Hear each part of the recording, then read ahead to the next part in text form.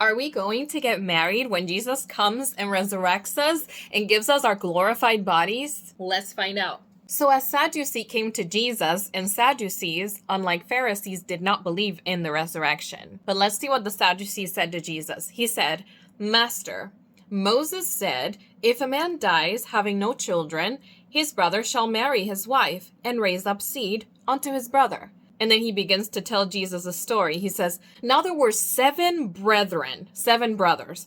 And the first, when he had married a wife, died. And having no children, he left his wife unto his brother. Likewise, the second also, and the third unto the 7th. Meaning they all died, and each of them kept marrying their brother's wife to produce seed or children. And last of all, the woman died also. Therefore, in the resurrection, whose wife will she be of the 7? For they all had her." And Jesus answered to him, "You are in error, not knowing the scriptures nor the power of God.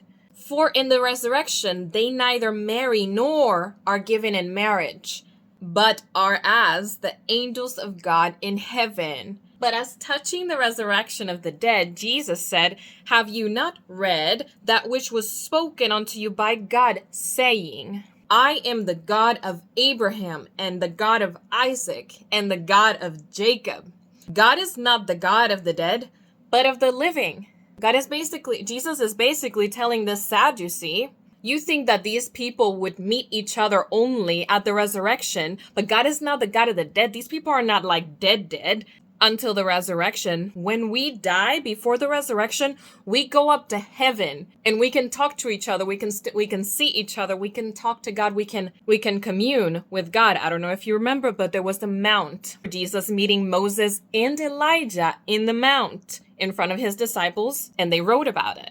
So when we die, we are going to be conscious of it. So those that die and go to hell, yes, you're going to be conscious and you're going to experience hell until the day of judgment. Those that die in Christ, they will die and go to heaven. That's called the saint being asleep. And you can see each other and you can talk to each other and you can see God. Now, to answer the question, as you can see, there is no marrying. When Jesus resurrects our bodies from the dead and get us our new glorified bodies, and we live in a new heaven and the new earth, there's not going to be any marriage. The only marriage that there is the marriage supper of the Lamb, where we are God's bride forever. We are one with him. He is in us, we are in him, and we operate as such.